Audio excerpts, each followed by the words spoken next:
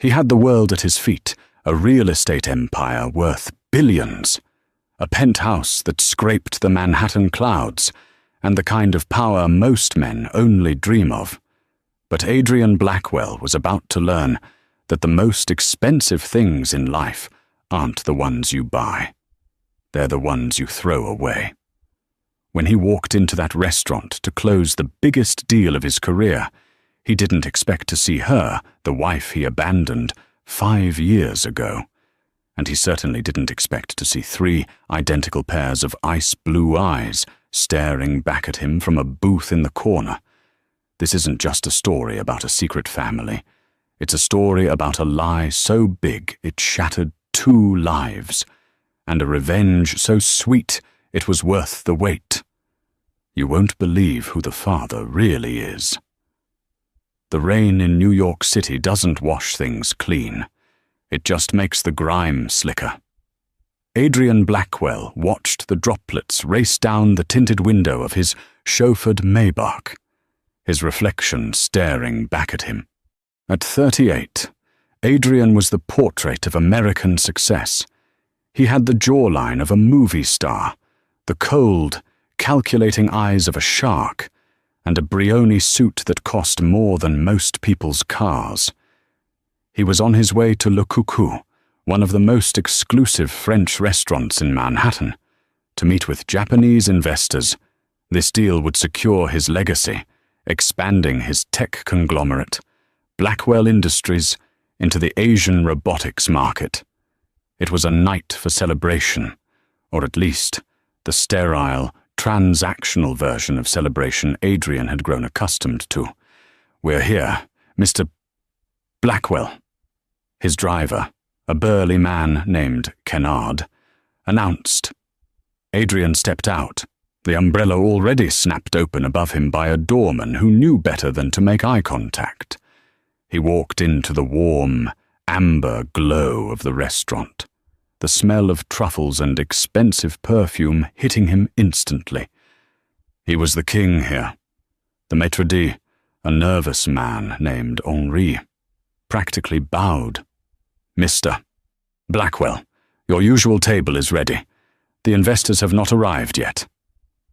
"Good," Adrian said, his voice a low rumble. "Bring me a scotch. Macallan 25. Neat." He sat at his corner booth, the one that offered a panoramic view of the dining room while keeping him shadowed in privacy.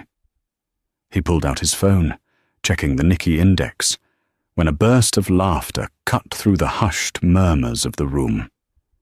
It was a sound he hadn't heard in 5 years. A laugh that used to sound like bells, now slightly deeper, wearier, but unmistakably hers. Adrian froze. His thumb hovered over his screen. He slowly lifted his head, scanning the room. There, 3 tables away, sat a woman.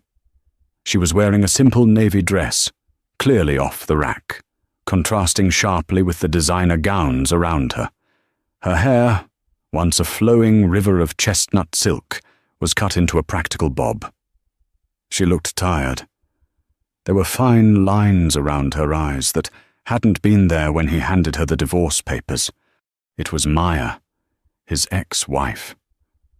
The woman he had married straight out of college. The woman who had supported him when he was building his first app in a garage in Queens. The woman he had discarded the moment his company went public because she didn't fit the image of a billionaire tech mogul. He had given her a settlement, a gag order, and a one-way ticket out of his life. His heart hammered a rhythm against his ribs that he didn't like. Why was she here? Le Coucou wasn't a place for single mothers living off alimony, and he knew exactly how much alimony he paid her. It wasn't enough for this. But then, the waiter moved, revealing who she was dining with. Adrian's glass of Macallan stopped halfway to his mouth. Sitting across from Maya weren't a new lover or a business partner. There were 3 high chairs jammed around the small table, 3 toddlers, triplets, 2 boys and a girl, creating a chaotic mess of breadsticks and spilled water. They looked to be about 4 years old. Adrian did the math instantly. It was a reflex. He and Maya had divorced 5 years ago. He hadn't seen her since the day in the lawyer's office. They can't be mine, he told himself. Impossible. But then, one of the boys, the one in the middle, wearing a stained dinosaur t-shirt, turned his head. He looked straight at Adrian. The air left Adrian's lungs. The boy had his nose, the sharp, aristocratic bridge that the Blackwell men had carried for generations. But it was the eyes that stopped Adrian's heart. They were a piercing, electric blue, Blackwell blue, a genetic trait so dominant and specific it was practically a trademark. Maya had brown eyes. Her family had brown eyes. Adrian stared at the boy. The boy stared back, chewing on a breadstick with a solemn intensity that mirrored Adrian's own thinking face. Then, the second boy turned, blue eyes. The girl, with curly brown hair like her mother. Blue eyes. The room seemed to tilt. The clinking of silverware and the low hum of conversation faded into a buzzing white noise. "Sir." Adrian snapped his head up. Henri was standing there with the bottle. "Are you all right?" "Who is that?" Adrian asked, his voice hoarse. He didn't point. He simply gestured with his chin. Henri glanced over, his expression tightening slightly. "Ah, that is Ms. Linwood. She comes in once a year. It is a tradition, I believe. Would you like me to have them moved? They are being a bit spirited."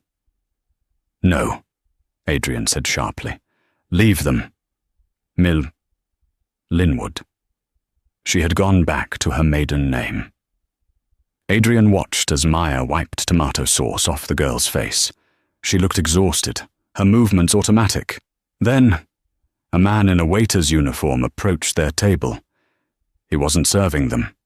He leaned down and whispered something to Maya. Maya smiled a genuine, warm smile and handed him a small envelope. Who is he, jealousy? Irrational and hot, spiked in Adrian's chest. He couldn't sit there anymore. The investors be damned. He stood up, smoothing his jacket, and began to walk across the dining room. He moved like a predator, silent and focused. As he got closer, he heard their voices. "Mommy." "Leo took my role," the girl whined. "Leo, give it back," Maya said patiently. "Sam, stop kicking the table." "I want ice cream," the boy, who looked exactly like Adrian, stated flatly. Adrian stopped right at the edge of their table. His shadow fell over them. Maya looked up. The color drained from her face so fast she looked like a statue. Her fork clattered onto the plate. "Adrian," she whispered. The 3 children went silent, sensing the tension. 6 blue eyes looked up at him. It was like looking into a hall of mirrors. "Maya," Adrian said, his voice surprisingly steady.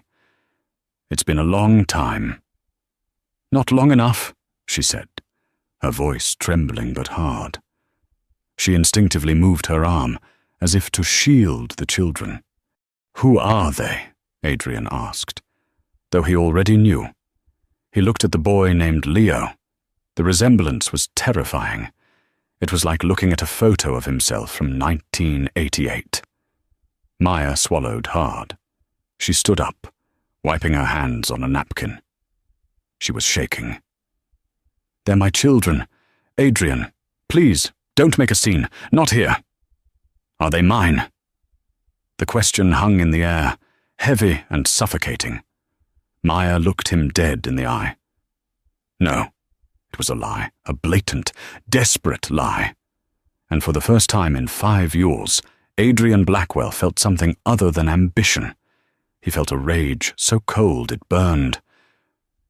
"You're lying," he said softly. "I'm not," she hissed. "Leave us alone. You forfeited the right to ask questions when you threw me out like garbage." "I threw a wife out," Adrian countered, stepping closer. "I didn't throw out my children."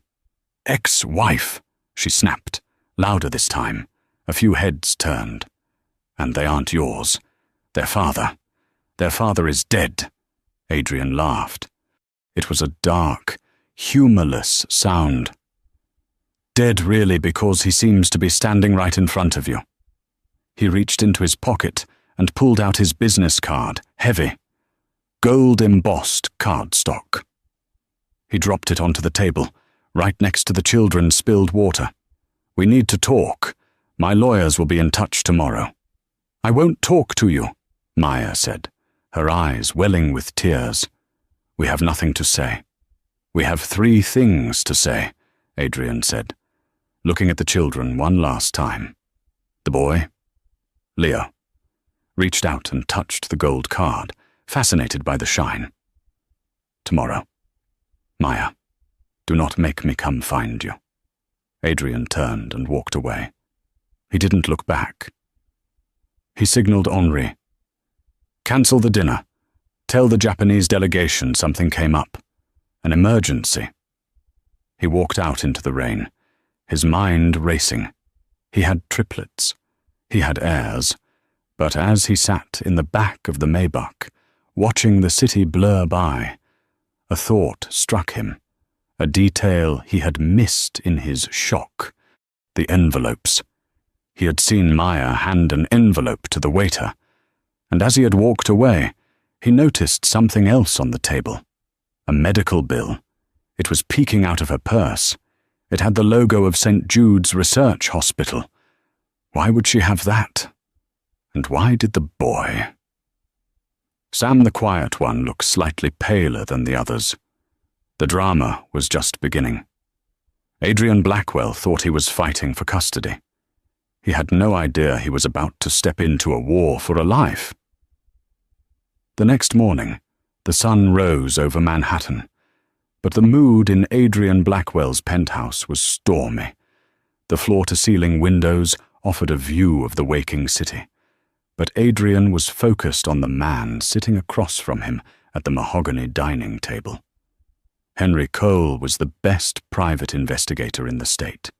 He charged $5,000 an hour, and he was worth every cent.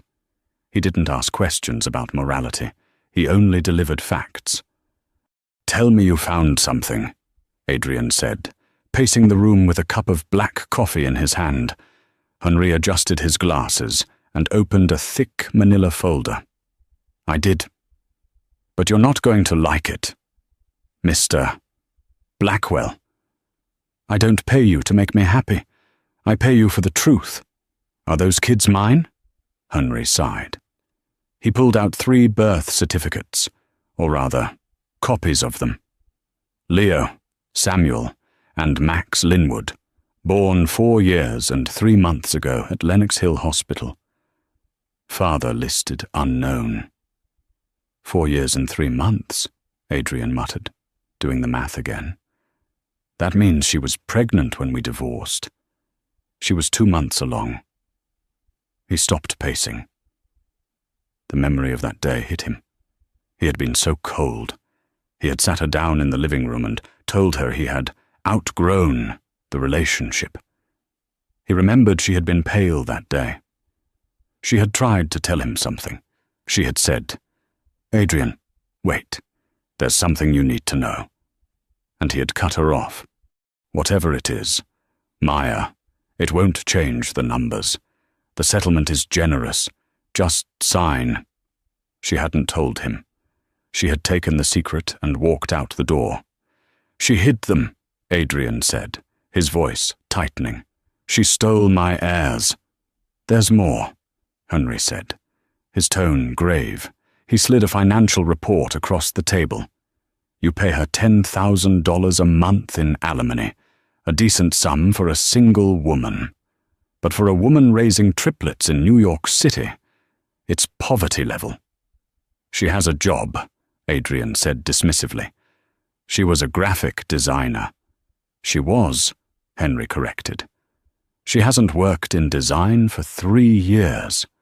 She's currently working 2 jobs, waitressing at a diner in Queens during the day, and freelance data entry at night.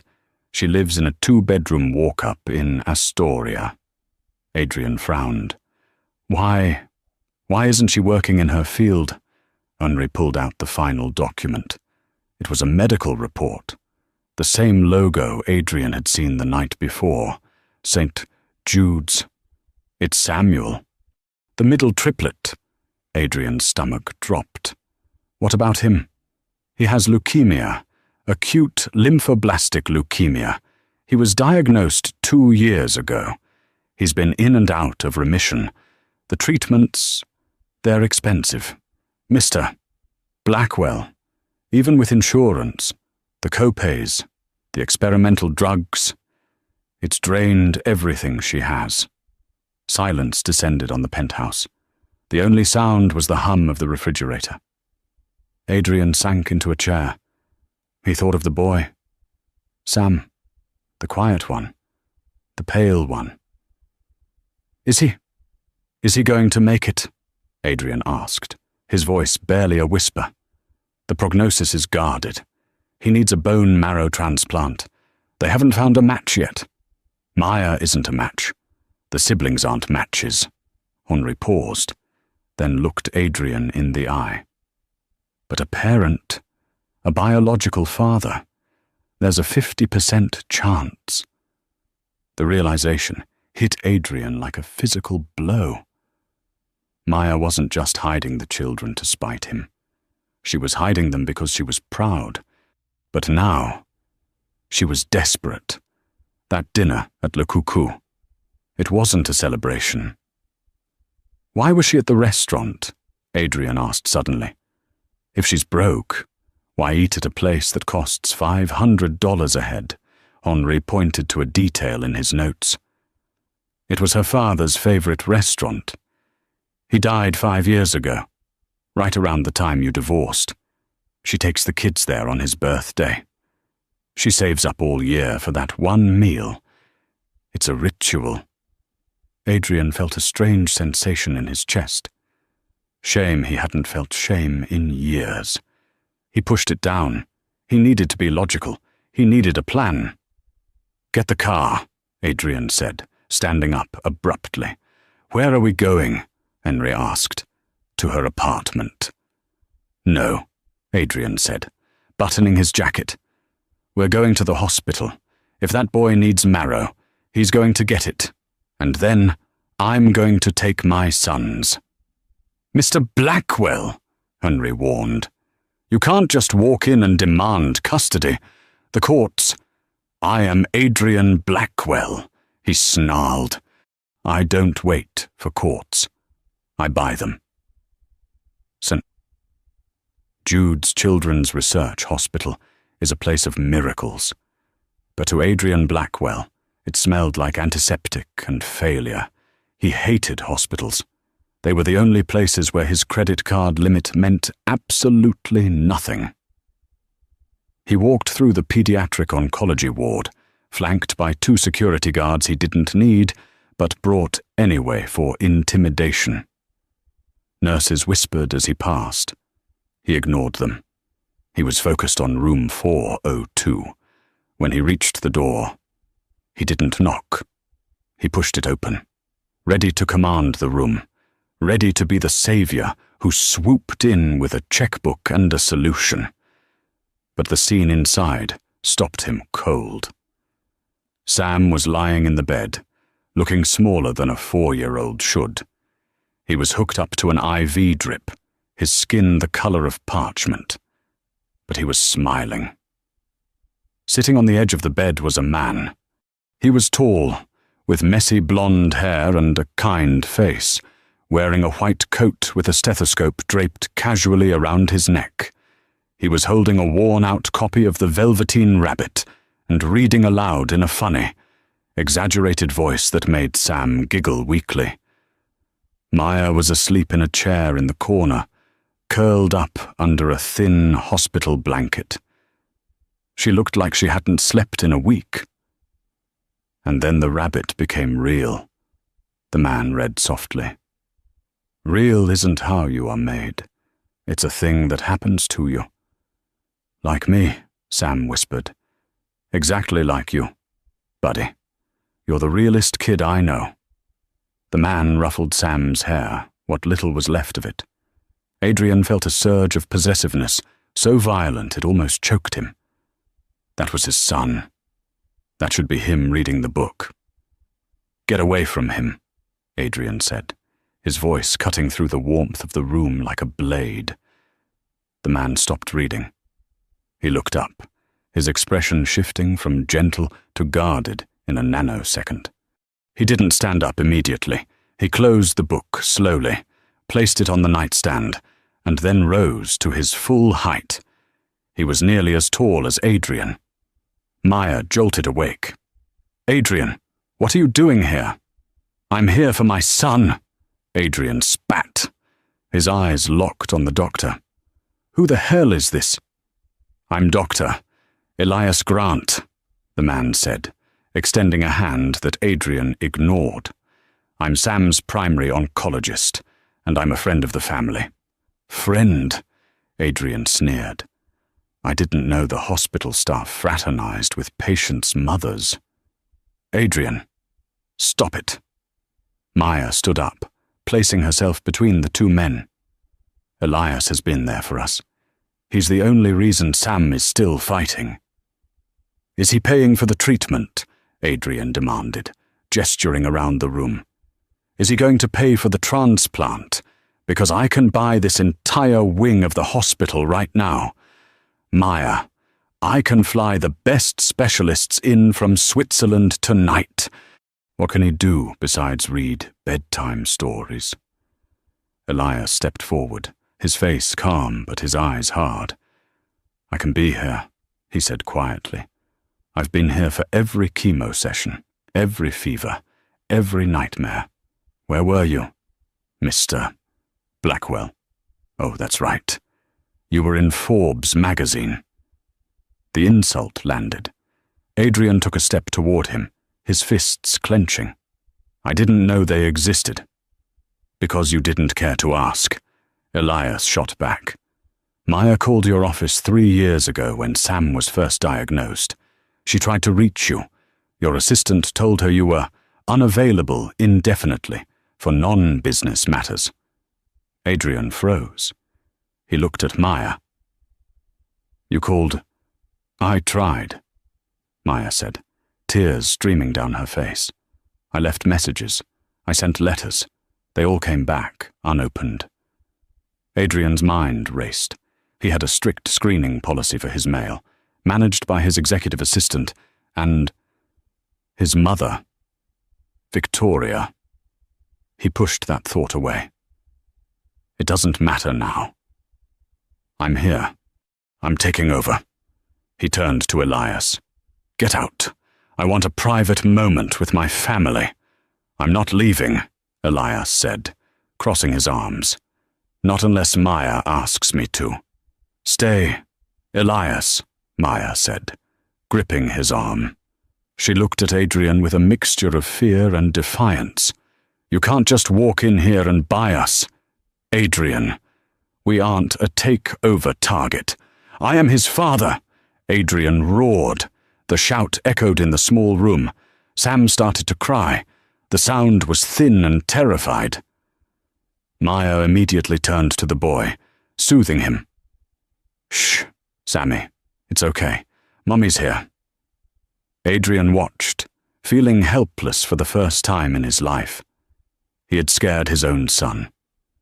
He took a deep breath, adjusting his cufflinks, trying to regain his composure. I know he needs a bone marrow transplant, Adrian said, lowering his voice. I know the siblings aren't a match. I know you aren't. Maya looked up, her eyes wide. How do you know that? I have resources, and I know I am likely a match. A 50% chance is better than waiting on a list while he dies. The room went silent. The reality of the situation hung heavy in the air.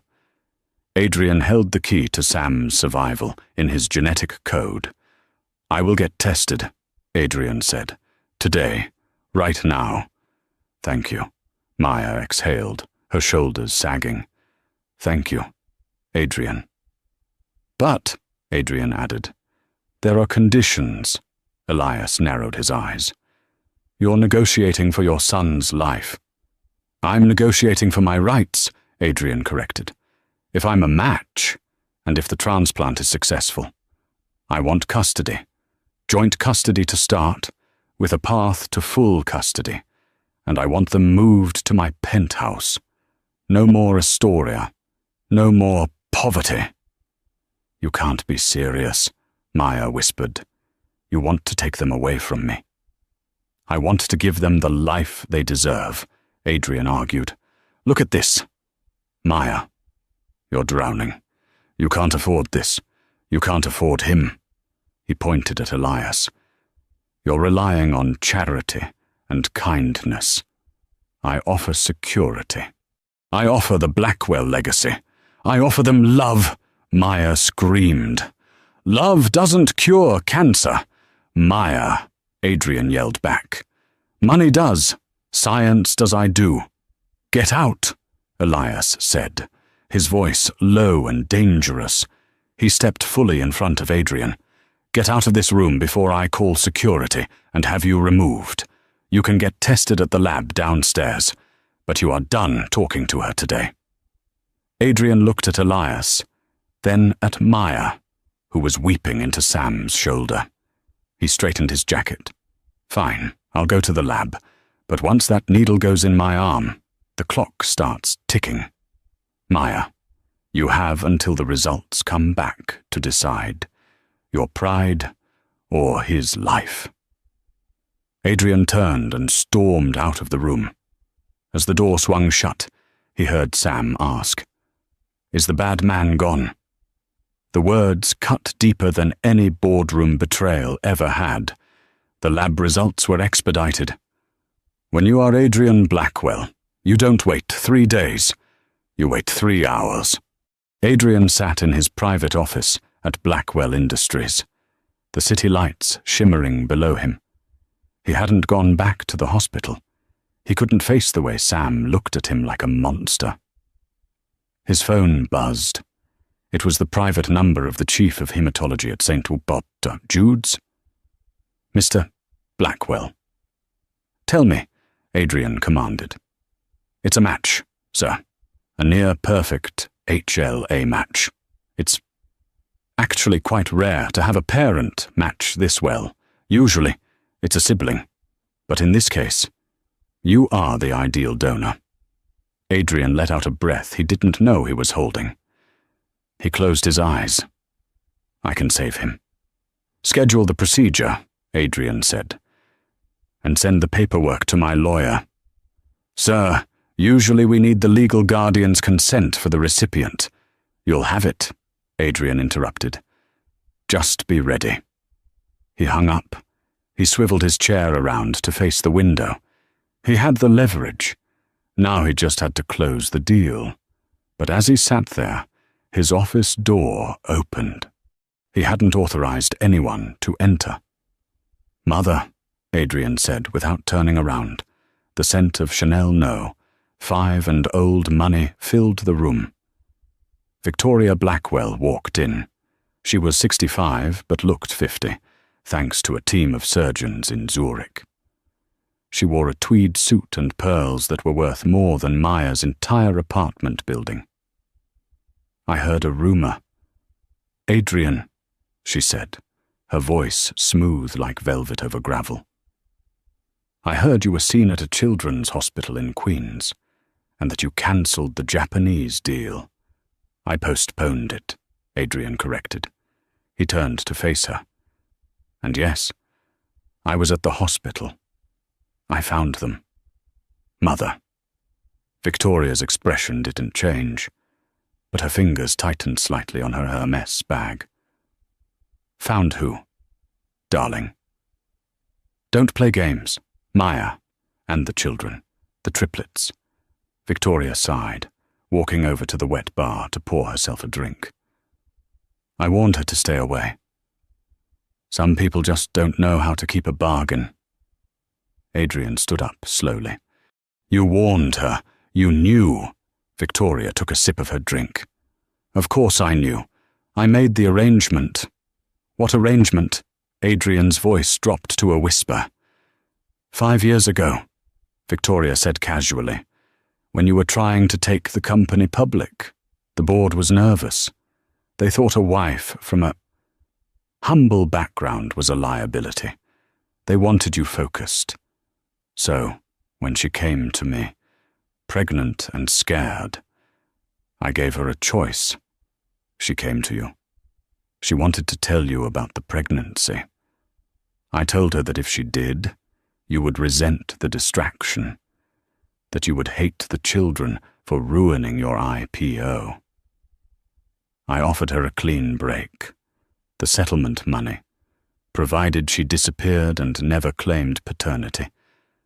I did it for you, Adrian, to protect your future. Adrian felt the room spinning. It wasn't just his ambition that had ruined his marriage. It was a conspiracy.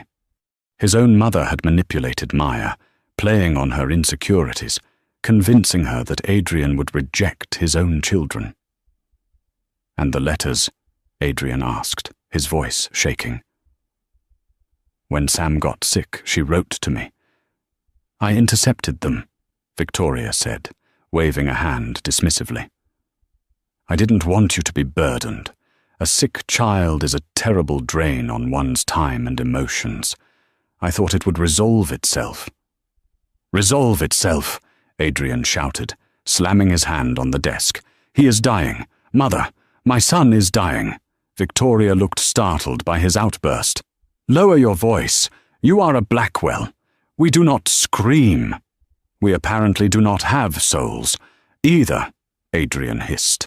You let my son suffer for 2 years while I sat here making money.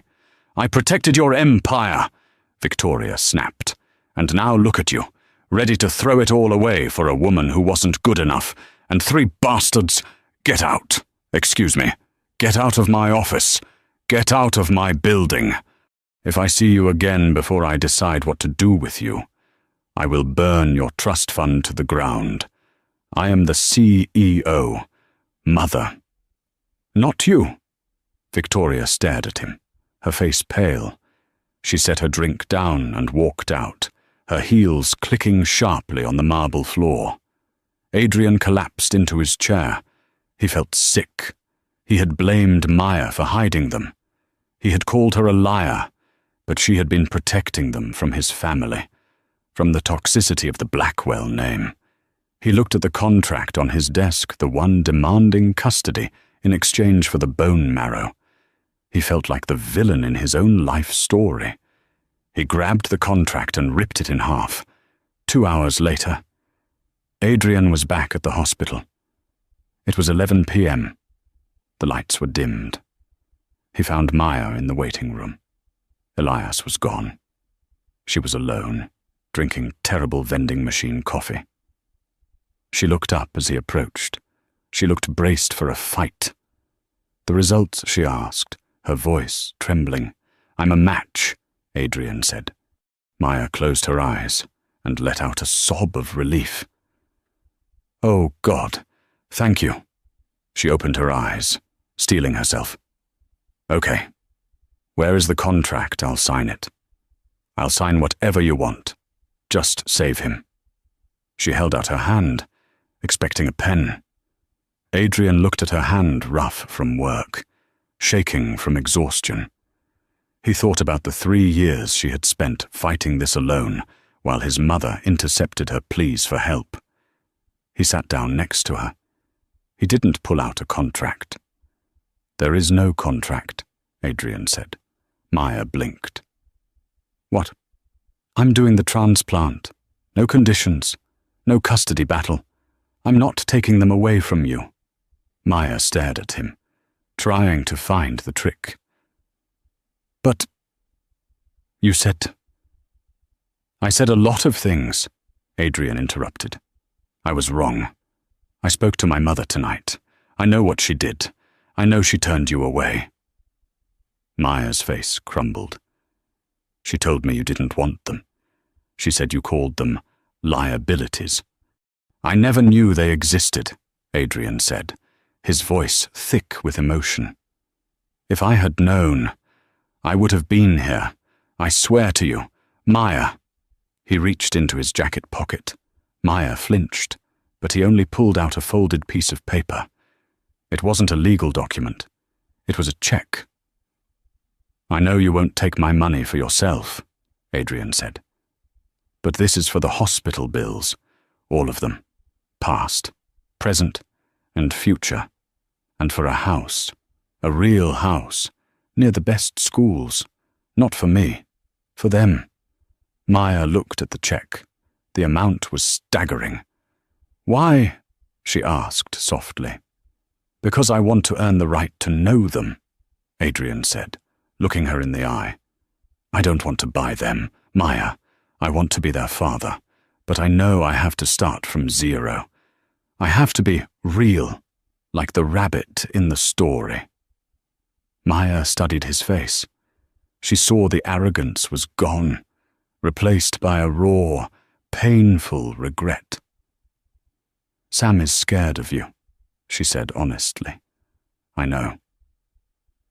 Leo thinks you're a rich meanie. Accurate. Max. Max is curious. Adrian managed a small, sad smile. 1 out of 3 isn't bad. Maya took a deep breath. She didn't take the check, but she didn't push it away either. The surgery is the priority, she said. We get through the transplant. If you save his life, maybe we can talk about dinner. Just dinner. No lawyers. Dinner sounds good, Adrian said. And Adrian, yes. Elias is still staying. Adrian's jaw tightened, but he nodded. Understood. It was a truce, but as Adrian walked out of the waiting room to prep for the pre-op blood work, he knew the war wasn't over. He had neutralized his mother, but he still had to win over his children, and he had to compete with the saintly doctor, Grant. But he had one advantage now. He was about to give Sam his blood. They would be connected in a way Elias never could be. The surgery was scheduled for the next morning. The procedure to extract bone marrow isn't like giving blood. It's visceral. It hurts deep in the bone. A dull, throbbing ache that reminds you of your own mortality. But for Adrian Blackwell, lying in the recovery suite of St. Jude's, the physical pain was a distraction from the agony in his chest. He was alive.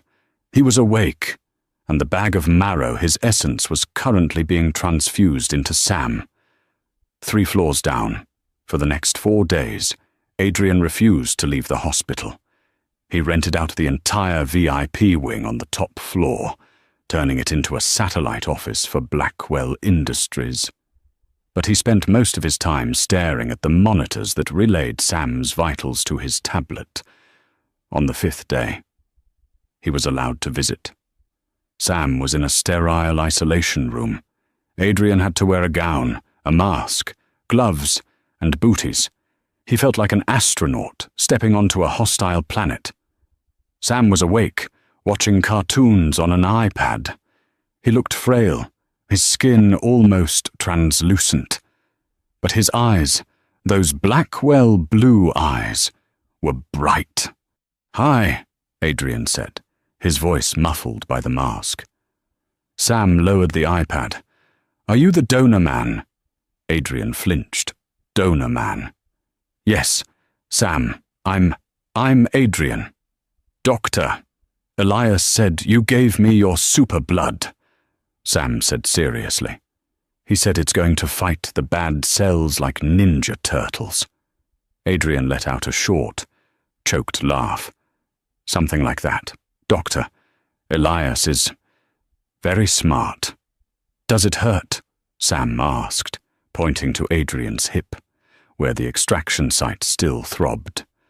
"A little," Adrian admitted, "but it was worth it." "Mommy cried," Sam whispered. "She cries when she thinks I'm asleep. But she was happy yesterday.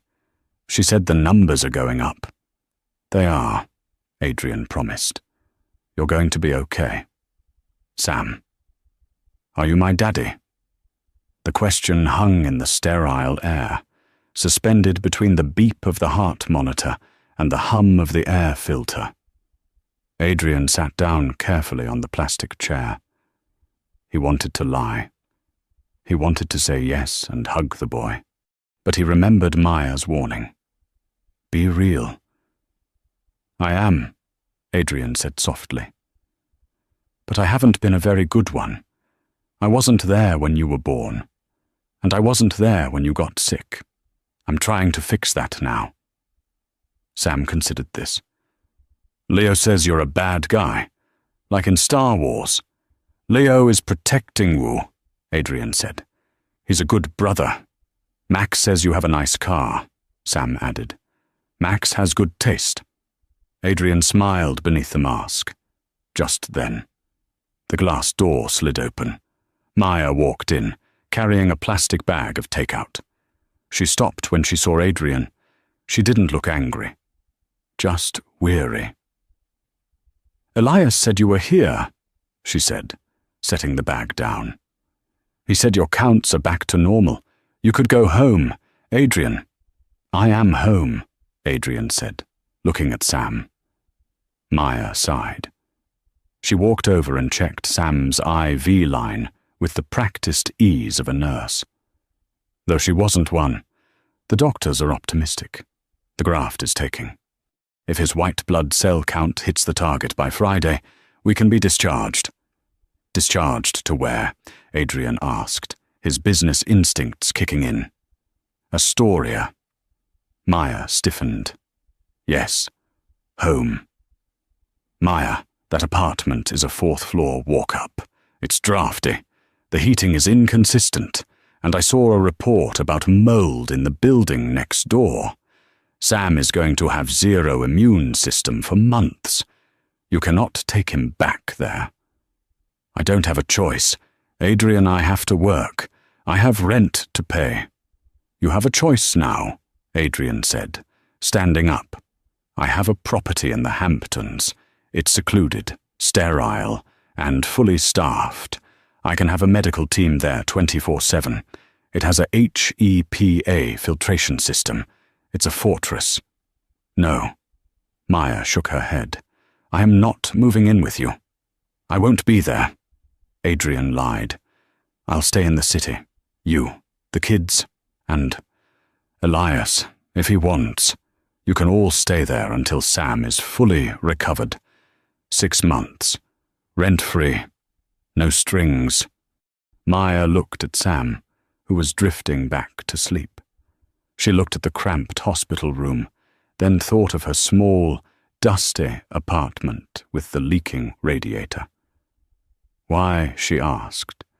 "Because he is my son," Adrian said.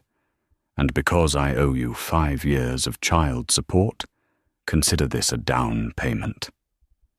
Maya bit her lip. She was cornered by logic. "I'll think about it, but only if Elias approves the medical setup." "Done," Adrian said. He walked out of the room, feeling a strange mix of victory and defeat.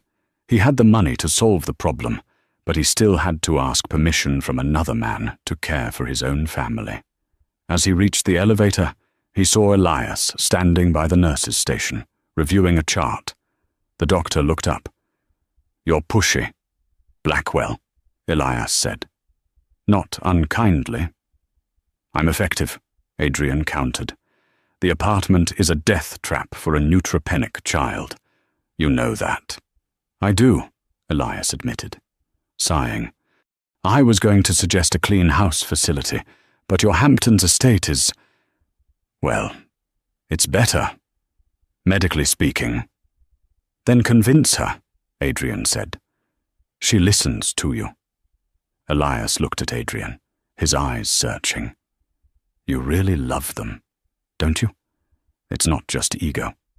I didn't know I could feel this much pain, Adrian confessed. I thought losing a deal was painful. This is different. Elias nodded slowly. I'll talk to her. But Adrian, if you hurt her again, if you get bored and walk away when the drama fades, I will destroy you, and I don't need money to do it. Understood, Adrian said. He stepped into the elevator. As the doors closed, he checked his phone.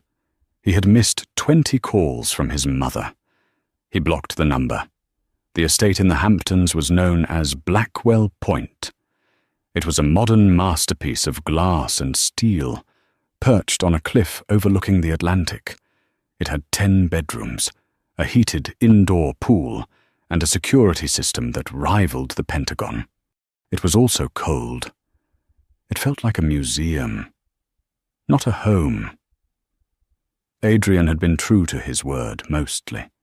He stayed in the city during the week, burying himself in work to avoid the silence of his penthouse. But on weekends, he drove out to the point, claiming he needed to check the property. It had been 3 weeks since the discharge. Sam was thriving. The sea air and the sterile environment were working miracles. On a rainy Saturday, Adrian arrived at the estate. He found the living room transformed. The minimalist Italian leather sofas were covered in colorful blankets. Toys were scattered across the heated marble floors. The smell of baking cookies replaced the usual scent of sea salt and lemon polish. He found Maya in the kitchen, flour on her cheek, helping Max the girl roll out dough. Leo was building a fortress out of Adrian's expensive architecture books. Sam was sitting on the counter, swinging his legs. "Daddy!" Sam chirped. The room froze. Maya looked up, her eyes wide. Leo scowled. "Hey, buddy," Adrian said, his heart doing a somersault. He walked in, taking off his wet coat. "What are we making? Cookies?" Max announced. "Chocolate chip. But healthy ones. Elias says no too much sugar."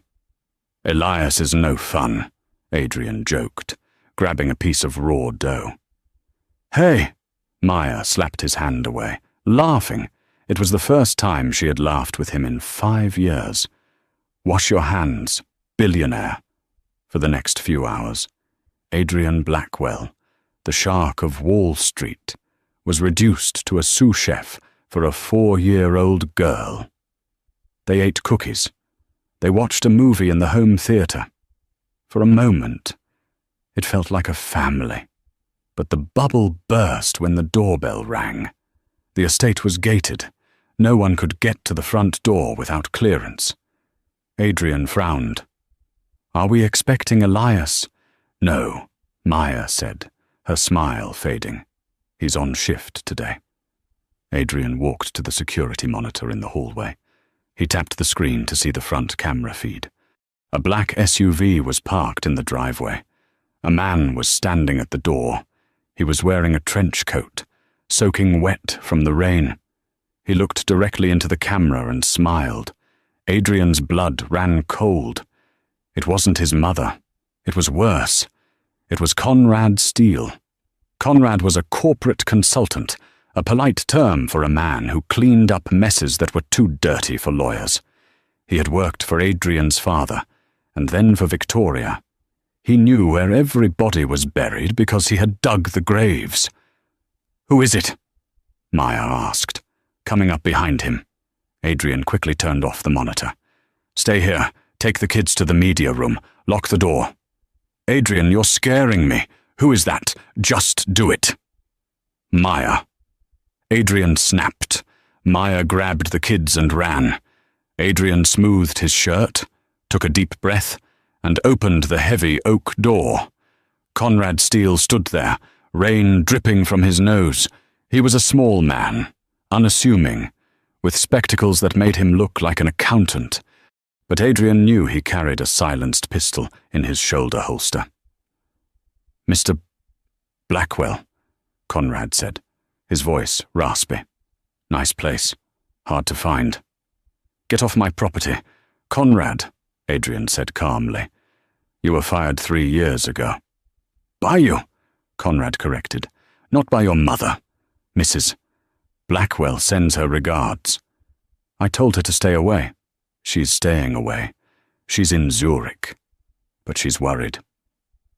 Adrian, she's worried you're making emotional decisions. Decisions that could compromise the family trust. Conrad stepped into the foyer. Uninvited. Adrian blocked his path. I'm not threatening you, Adrian, Conrad said, holding up his hands. I'm just here to deliver a message. The paternity, the secret family. It's a PR nightmare, but it's manageable. What isn't manageable is the other thing. What other thing? Conrad smiled, a thin, reptilian stretching of lips. The reason Maya left 5 years ago. It wasn't just your mother's money, was it? Adrian frowned. She left because I was a workaholic and my mother paid her off. Is that what she told you? Conrad chuckled. Oh, Adrian, you really don't know the women in your life. Conrad reached into his coat. Adrian tensed, ready to fight. But Conrad only pulled out a USB drive. He placed it on the side table. Your mother didn't just pay her, Adrian. She blackmailed her, but not with money. With you. What are you talking about? 5 years ago, your company was being investigated by the SEC for insider trading. Remember, it went away quietly. Because we were innocent, Adrian said. Because Maya took the fall, Conrad whispered. She signed a document, admitting she had leaked the info. Protecting you. Victoria has that document. If Maya ever tried to claim paternity, or if you ever tried to bring her back into the fold, Victoria threatened to release it. Maya would go to federal prison for 10 years. Adrian felt the floor tilt. She saved me. She saved you, Conrad nodded. And in exchange, she had to leave. That was the deal. She didn't leave because she stopped loving you. Adrian, she left to keep you out of jail. Conrad patted Adrian on the shoulder. Victoria wants you to know that the document still exists. If you legitimize these children, if you make them heirs, Maya goes to prison, the children go to foster care, or back to Victoria. Adrian stared at the man, a murderous rage building in his gut. Get out, Adrian whispered. Think about it, Conrad said. You can have the kids, or you can have the mother, but you can't have both. Victoria won't allow a criminal to raise the Blackwell heirs. Conrad turned and walked out into the rain. Adrian stood there, the USB drive staring at him. He heard footsteps behind him. Maya was standing at the end of the hallway. She had heard. She was pale, her hand covering her mouth. Is it true? Adrian asked, turning to her. His voice broke. Did you take the fall for the SEC investigation? Maya nodded, tears spilling over. They had evidence against you. Adrian, it was planted, but it looked real. Victoria said, she said if I signed the confession and left, she would make the evidence disappear. She said you would lose everything if I stayed. So you destroyed your life to save my company. I destroyed my life to save you, she sobbed. Adrian walked over to her. He didn't say a word. He fell to his knees in front of her, wrapping his arms around her waist, burying his face in her stomach. The billionaire, the man of steel, wept. He had thought she was weak. He had thought she was greedy. But she was the strongest person he had ever met. I'm sorry, he choked out. I am so So sorry." Maya stroked his hair, her own tears falling on his expensive shirt. "I couldn't let them take you. Adrian, even if you didn't love me anymore." "I never stopped," he whispered. "I was just blind." He stood up, wiping his face. His eyes were no longer the eyes of a businessman. They were the eyes of a warlord. "Pack your bags," Adrian said. "What? Where are we going?" Maya asked, panicked. "We aren't going anywhere," Adrian said. "But Conrad is wrong. I don't have to choose between you and the kids. I'm going to take down the only person who actually threatens us. Your mother. Victoria Blackwell thinks she owns the board," Adrian said, walking to the phone. "She thinks she owns the law, but she forgot one thing." "What?" "She forgot that I built the security system she uses. I have the recordings. I have the emails. If she wants a war, I'll give her a war." He picked up the phone and dialed a number. "Henry, it's Adrian. Get the jet ready. We're going to Zurich." "We?" Henry asked on the other end. "No," Adrian said, looking at Maya and the children who were peeking out from the media room. "Just me. I have a family to protect." Adrian Blackwell didn't knock when he arrived at the family estate in the Swiss Alps. He walked straight into the solarium where his mother, Victoria, was pruning white orchids. The air smelled of damp earth and old money. "You look tired, Adrian," she said without looking up. "I assume Conrad delivered my message. You have a choice to make." "I've made it," Adrian said, his voice echoing off the glass walls. "Conrad is fired, and so are you." Victoria finally looked up, her eyes chips of flint. "Excuse me. I know everything. I know about the fake SEC investigation 5 years ago. I know you forced Maya to sign a confession for a crime she didn't commit to save me. You threatened to send the mother of my children to federal prison." Victoria set her shears down with a sharp clack. "I did what was necessary. She was a distraction. I hardened you into a king. Adrian, you broke me," Adrian corrected, stepping closer. "And you stole 5 years of my life. Give me the document." "Mother." "The confession?" Victoria laughed, a dry, brittle sound. "It's in a vault in the Cayman Islands. My insurance policy. If you bring that waitress back into our lives, I release it. She goes to jail. The children go to foster care. And you are ruined." Adrian didn't flinch. He pulled out his phone and tapped the screen once. Instantly, the smart glass windows of the room turned opaque, locking them in. "You forgot who I am," Adrian said calmly. "I own Blackwell Tech. I built the security system for this house. I built the encryption for your private servers. And while we've been talking, my team has been busy." He turned the screen toward her. It showed a live stream of her offshore accounts. The numbers were draining rapidly. Zeros were replacing millions. That's impossible," Victoria gasped. "Nothing is untraceable to me," Adrian said coldly. "I'm donating your entire fortune to St. Jude's Research Hospital. Unless you call the Caymans right now, have that document destroyed, and resign from the board."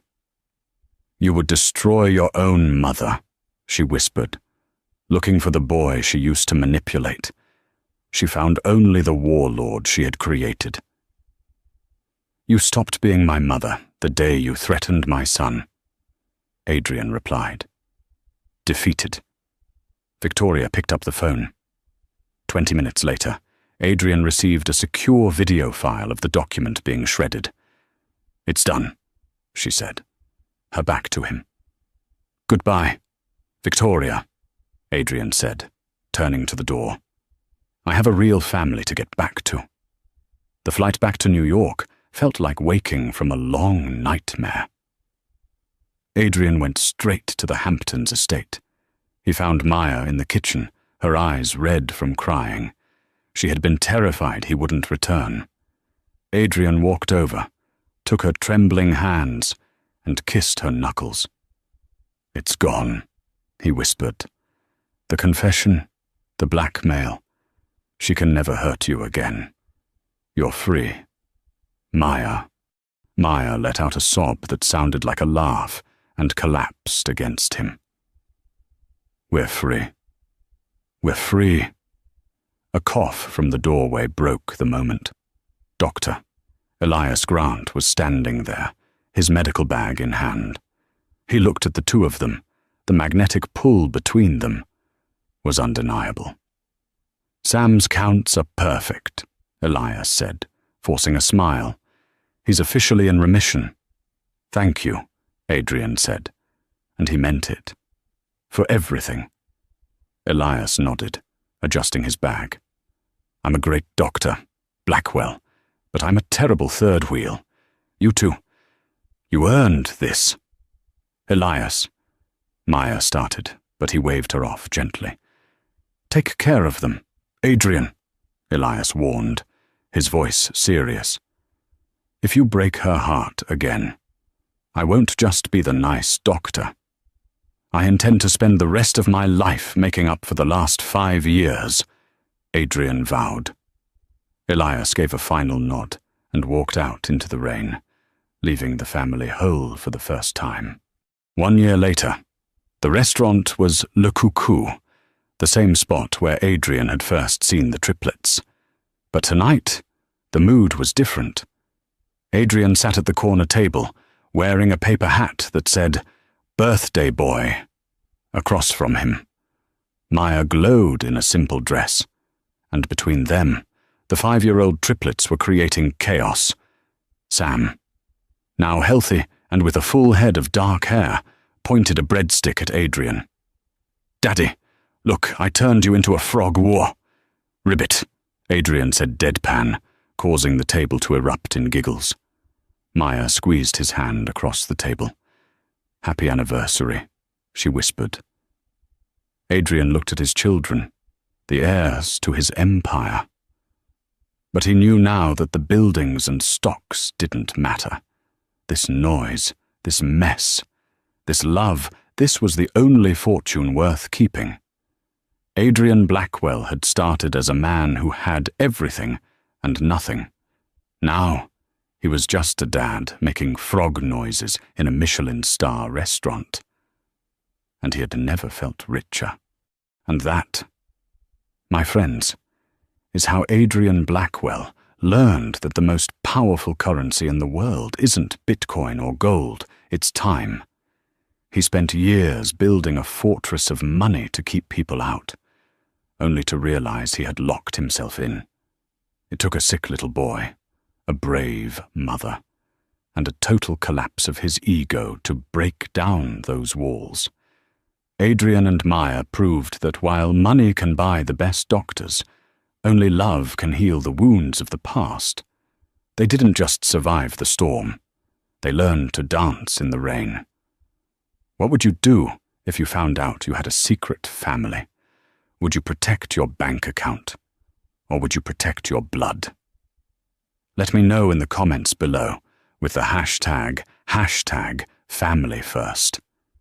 If this story moved you, please hit that like button.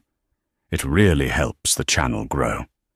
And don't forget to subscribe and ring the bell so you never miss a story about love, betrayal, and the secrets that change our lives forever. Thanks for watching.